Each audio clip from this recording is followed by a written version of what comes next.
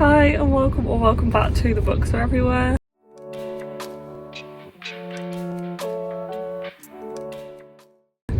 Today me and Courtney are going on our winter reading holiday. Welcome to the winter version of this. You may remember last year's when we went to Scotland, or the year before that when we went to Yorkshire, or the year before that when we went to Wales. This year we've decided to add a winter version, and I am on my way to go and pick Courtney up as we go on this holiday together and read so many books. I'm so excited. I hope you will join us for the journey.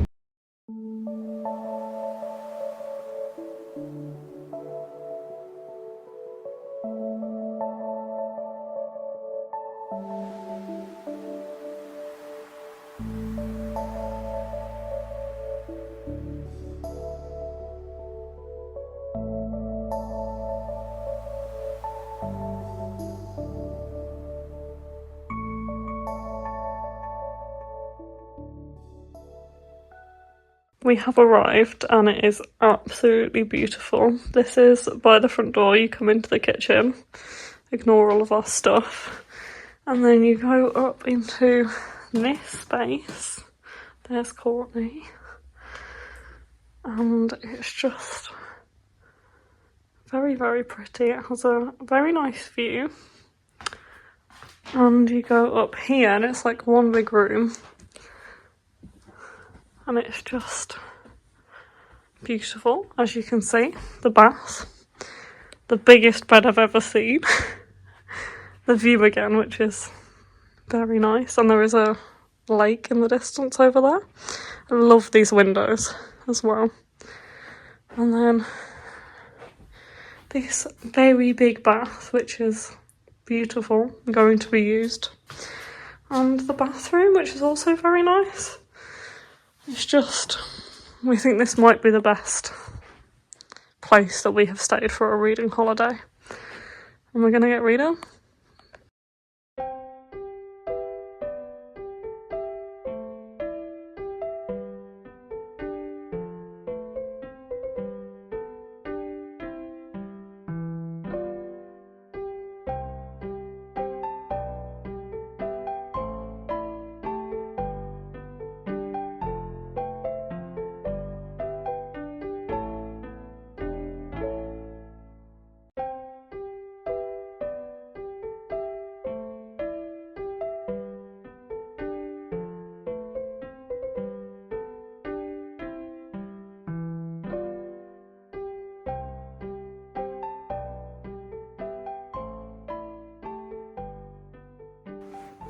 Hi and welcome to day 2, kind of. We came here yesterday and it's our first full day today, so it's kind of day 2, it's kind of like day 1 depending on how you look at it. And I've already finished 2 books. Me and Courtney have finished both of our buddy reads, so I'll tell you about those first. And we enjoyed both of these so much, so we stopped at a cafe on the way here. We're not actually far from home, we're like just over an hour from home, like an hour and a half. We stopped at a lovely cafe yesterday and we read Delicates, which is the second Sheets graphic novel.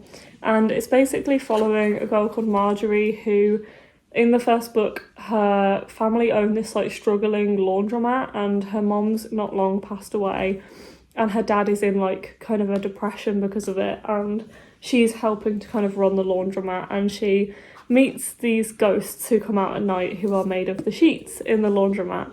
And this is following her story in the second graphic novel, still being friends with Wendell, who is one of these sheet ghosts, but also following Eliza, who is a new character who is somebody that she meets at school, who's a very quiet character who doesn't really have any friends, and she's really into photography. And this just kind of follows them as Marjorie becomes friends with the popular people.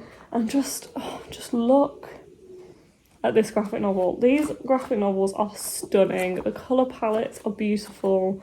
And I think that's what me and Courtney just really, really love the most about these. But this also just had such a lovely message behind it. Like, it got quite dark and sad at the end.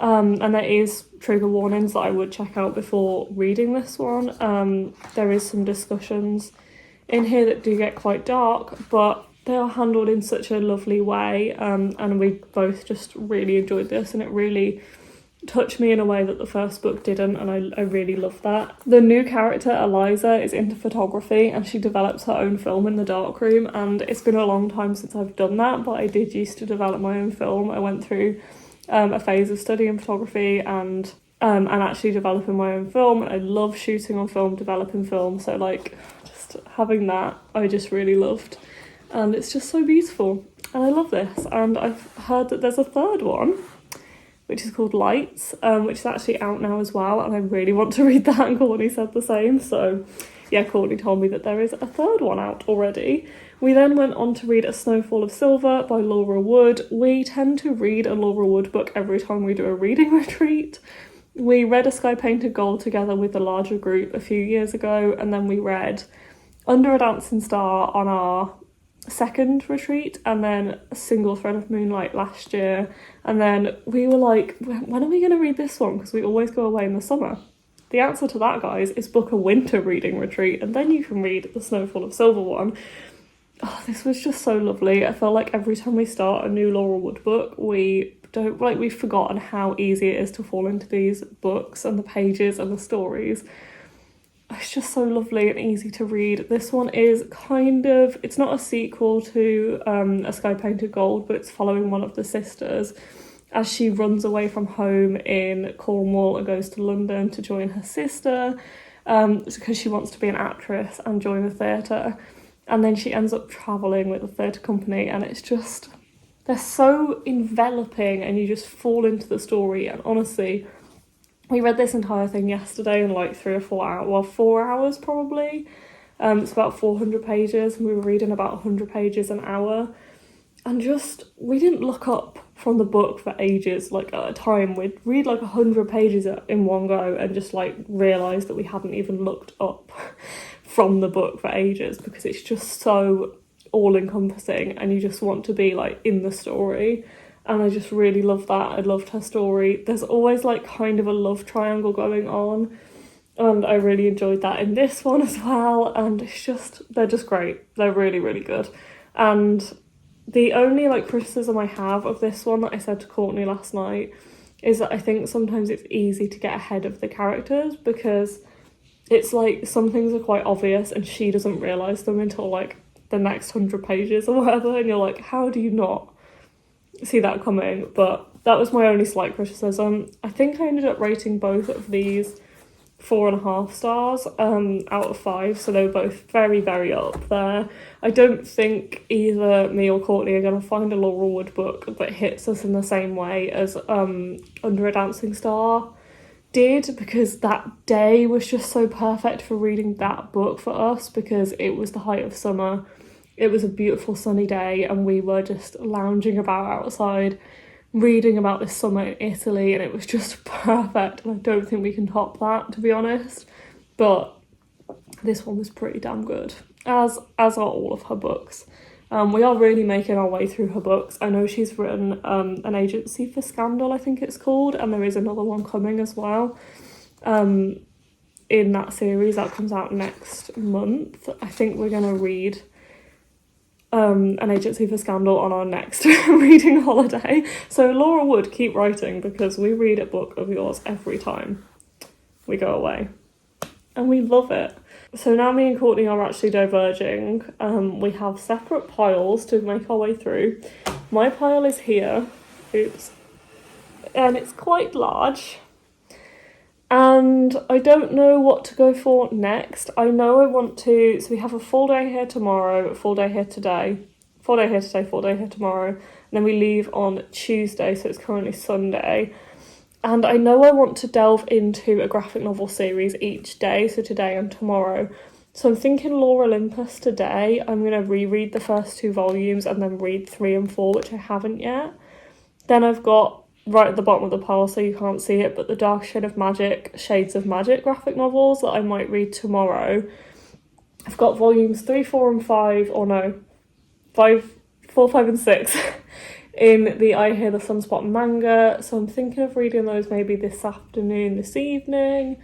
because I'd like to just be able to dive into the graphic novels and absorb them all in one go, so that's why I'm thinking of the Lore Olympus books.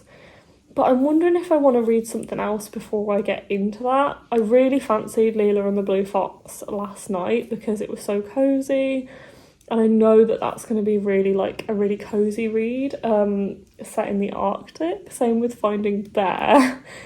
So I'm thinking maybe I'll read that one later today. But I'm wondering if I want to start something else before Lore Olympus. I'm thinking, like, I am kind of being drawn to Convenience Store Woman, just because I feel like it's going to be quite a quick one, and I don't know when I'll pick it up or when I'll feel like picking it up otherwise. It would be a nice one to, like, knock off my TBR. So I'm thinking possibly this, and then go into Lore Olympus. Not sure, we'll see.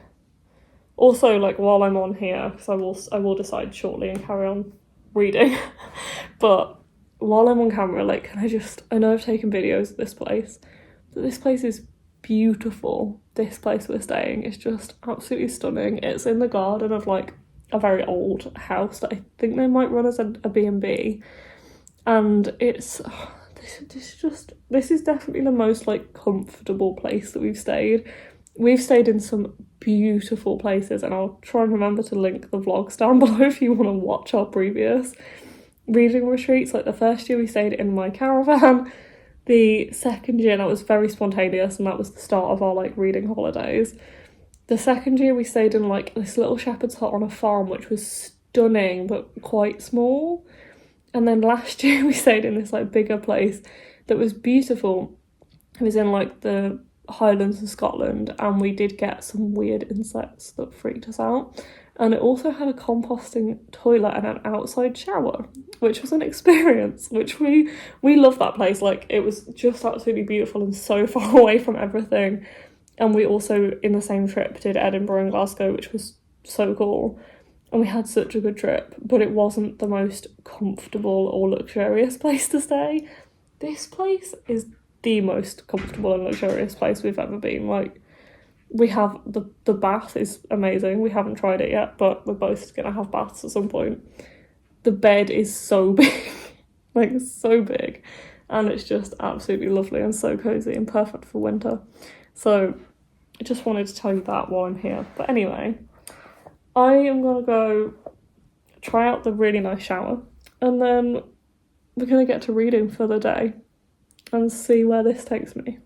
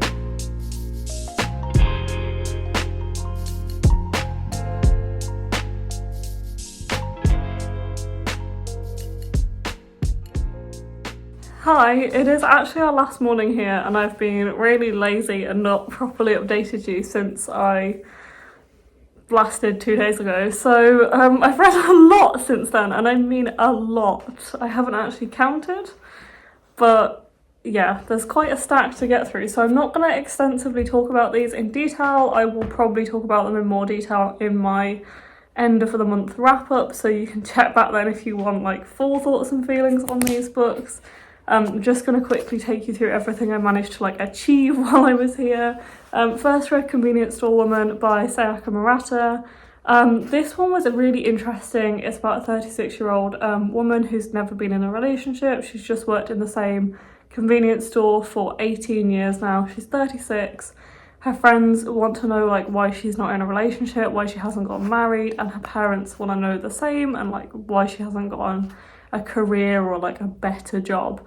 But she knows what makes her happy, and yeah, she works here, and that's kind of like her identity. This is like a social commentary, slice of life book that was really interesting. It's not something I'd usually pick up, super thin, and it was interesting. I feel like it's one of those that I wouldn't necessarily say I enjoyed reading it, but I found it quite fascinating to read, and it's very much about like social commentary and looking at like life and society and societal expectations, and that was interesting about it. I think I gave it 3 out of 5 stars, so I liked it, but it wasn't like a new favourite book or anything like that. I believe I then went into all of Lore Olympus, which I'm just going to hold up the first one because they're heavy and there's 4 of them. So this is the first one, and I reread the first 2 and then read the other 2 for the first time. This one is following the Greek gods in the underworld, and it's mainly following Hades and Persephone as they kind of in a relationship, kind of getting to know each other, but also is following like all of the others and the things they get up to and like parties that happen and things like that. I love the art style in these and the colours. I don't know if you can really see properly, but they are really, really beautiful, and I really loved actually reading these together and getting myself like really immersed in the world. I think I just like more kind of tension and focus on Hades and Persephone. My favourite is volume 2 because I feel like you get more of that, but I just don't really like care that much when we see the other characters, and I just want to see more of them. So that's like my main criticism of it, which I think like it's kind of discussed in the afterward, the back of the book, the author's notes. It's kind of discussed like the focus on their relationship and what the audience wants and things like that. So I think I'm not alone in like finding that the main focus and interest of the book, but I do still really enjoy these, and having very little knowledge of like Greek mythology and the Greek gods and goddesses, I feel like they are quite accessible as well, and I did enjoy my reread and going into the other 2 as well. As I said, they are just absolutely beautiful. I then think the next thing I went into was Leela and the Blue Fox by Kira Millward-Hargrave and Tom DeFreston. This one was absolutely adorable. I think I'm probably going to mix it up a little bit with Finding Bear, which I read yesterday, and I read this one the day before, because they are kind of similar. But this one is following Leela, and I think it's her mom that's following this fox. Honestly, I'm already mixing it up with Finding Bear. But they're following this fox, and this is just so cute. Like, it's very not similar, but obviously has like similar vibes to Julia and the Shark, which is by the same author and husband and wife pair. And he does the artwork, and the artwork is just absolutely stunning. And it has these really cool pages. I think this is one of them, that are like tracing paper, and you can move them so they change the image underneath, and it's just amazing. I just really, really love the design of these books, and just reading it was such a lovely experience. And I knew I wanted to read this in like one of the kind of evenings that we've had here. You can't see from this shot, but like it's really snowy and frosty outside, And it was just like a perfect one to read while we've got that kind of weather outside and it was like dark in the evenings. I then went on to these 3 volumes of I Hear the Sunspot. These are kind of LGBT romances, they're manga. This is the 4th, 5th and 6th volume in the series. It's following them as they kind of get older. One of them's in college and one of them is older than the other, and it's just kind of following them as they both kind of grow up and face kind of difficulties in their relationship, and I just love it. One of them is hard of hearing as well, and it discusses a lot about disability in a really good way, and I really love all of these, and especially this one, Courtney said to me, is just like so heartwarming and lovely, and it really is.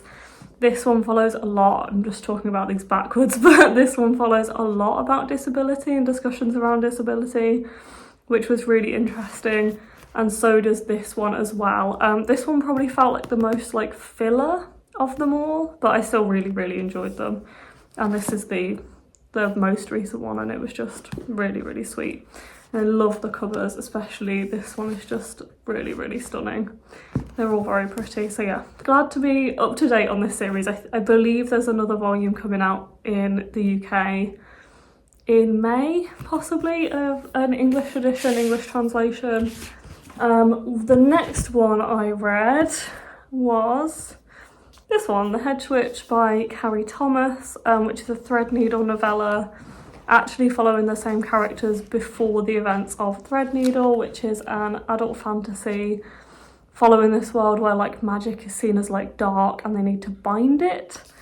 And that's following this like main character who's like 17 at the time, I think. So I say that adult, but honestly this one read a lot younger to me because it's set before the events of Threadneedle, so she's actually 16 and she's being sent away to this like small Welsh village to like be with her aunt for the summer, who's a hedge witch.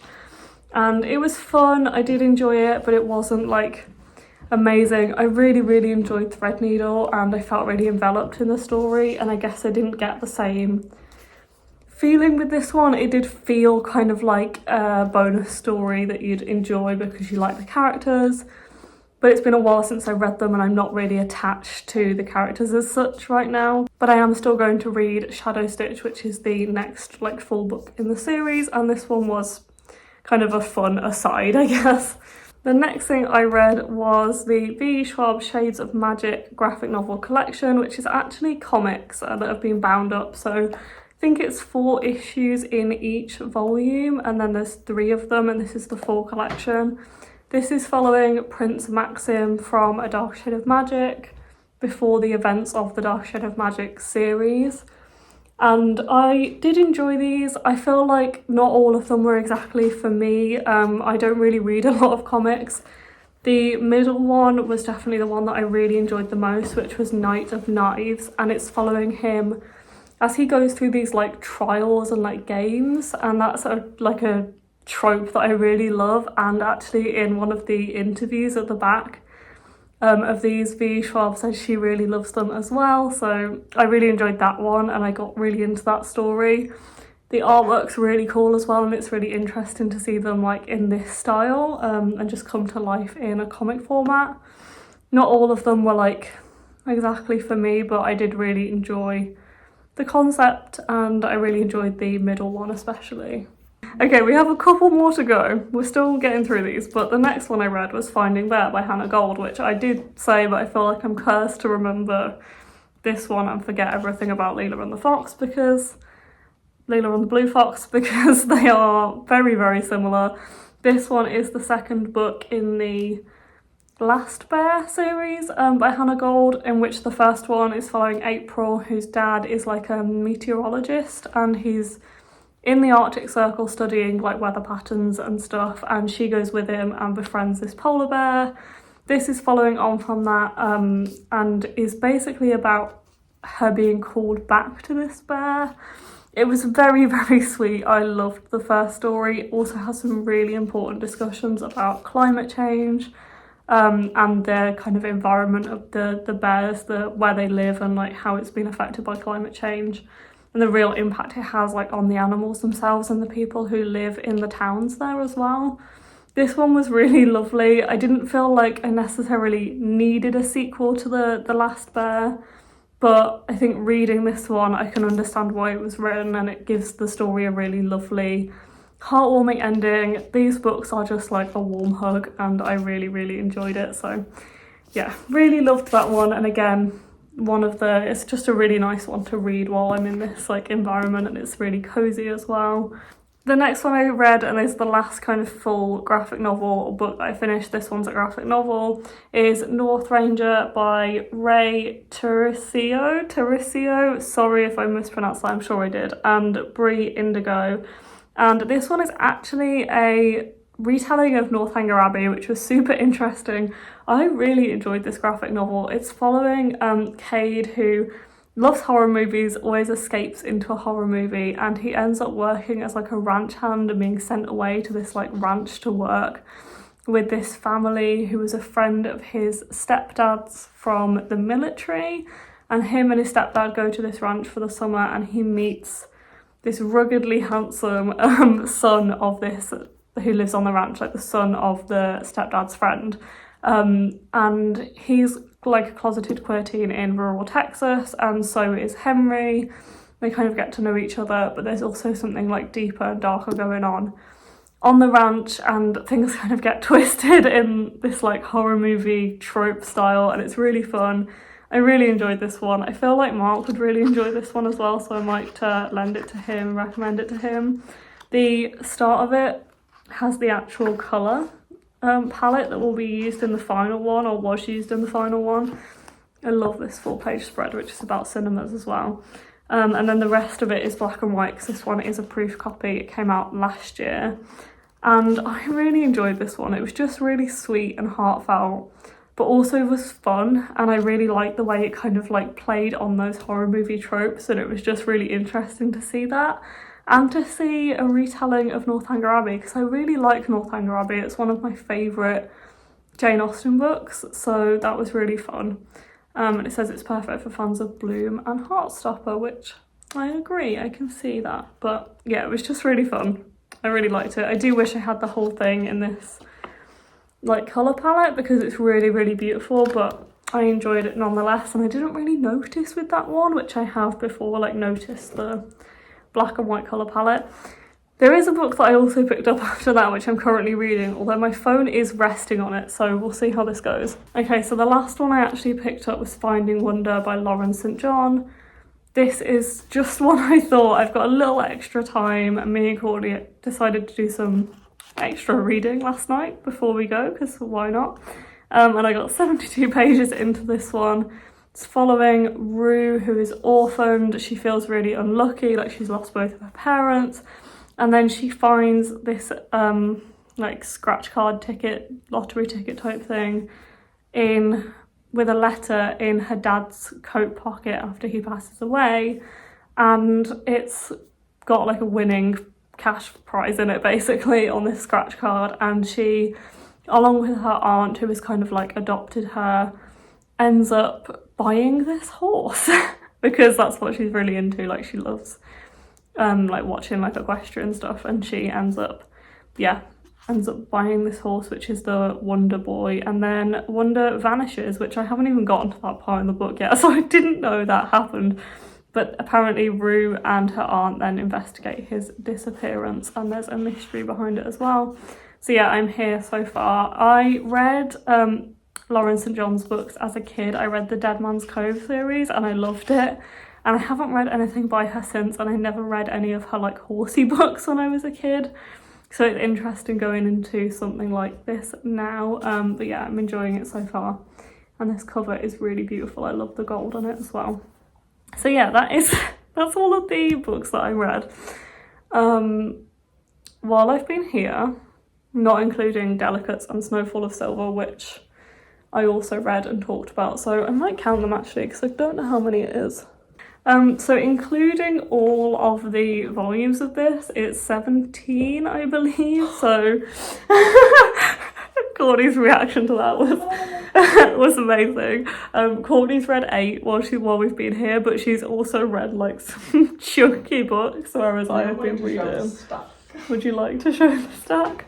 She's gonna join us to show the. It's not going to be anywhere near the depth you're interested in. Where am I?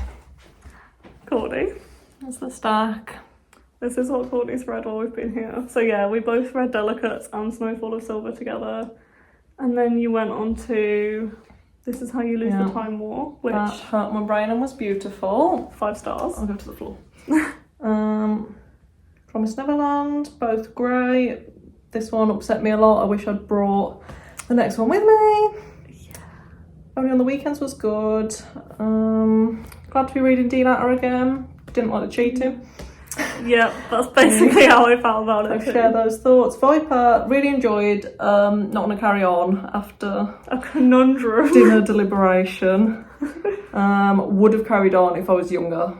Yeah. I think it's really good, just not for me now and what I choose to read now. Yeah. Overall, great stuff. Yeah. Yeah, we've both read a lot. Oh, I also read Bingo Love. I forgot about that. I also borrowed, just to add another one to the stack like I needed to, I also read this. I wonder if I added this to my page count. I bet I didn't. No, I bet you didn't. Because I worked out how many pages I've read the past few days, which I would tell you, but it's on my phone and I'm using my phone to film, so I don't know. But it was over 2,000 for one day and it was over like 1,500 for yesterday, so quite high, but also a lot of graphic novels. But yeah, this one is just so lovely. It's an LGBT romance following these 2 women who met in the 50s and they re-meet again later in their life, and it's just absolutely beautiful. We've both read the graphic novel before, but this one is like, it's the jackpot edition, so it has loads of extra content in it. So the actual volume finishes, I think it's like the first like 90 pages, and then it carries on to loads more extra bonus scenes and little like short stories, and it's just so cute. This is also a graphic novel, and it's just so lovely, and it was so nice to be like back with these women, and it's so like heartwarming and has some really emotional conversations in here for a graphic novel. Just think it's really well done. And I borrowed this one from Courtney because she's got this lovely jackpot edition. So yeah, I borrowed this one last night and just read that one after I finished North Ranger, I think. So did you find it in Glasgow? We did find it in Glasgow. I just find it hilarious, like how long I wanted the jackpot. Yeah, and we never thought we'd get it. To find it. Yeah. I know you've read it first. Yeah, I have read it first. But yeah, it was just really lovely. And there is a teaser for volume 2 in the back of this, which was meant to come out in 2020, apparently. We're now in 2024, so I don't know when that's coming, but you know, maybe it'll come one day. I don't think there's any like news about it since then, but it says here, coming in 2020. Dear Diary is the next volume when it comes out. Anyway, that is actually all of the books that I read, and Courtney's read, other than that little Kindle one that you read. You Have Reached Your Destination? Yeah. By Amor Towles, yeah.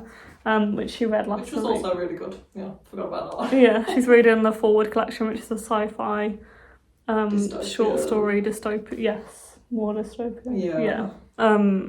Collection. So yeah. Anyway, we better get out of here before we get kicked out because it is ready to. We are ready to go, and we need to head off. So I hope you've enjoyed this vlog. Sorry I haven't actually sat down and talked as much as I wanted, and you've got this all in one go. I'm gonna pack all my books now, and we're gonna head out. So thank you for joining, and I'll see you next time.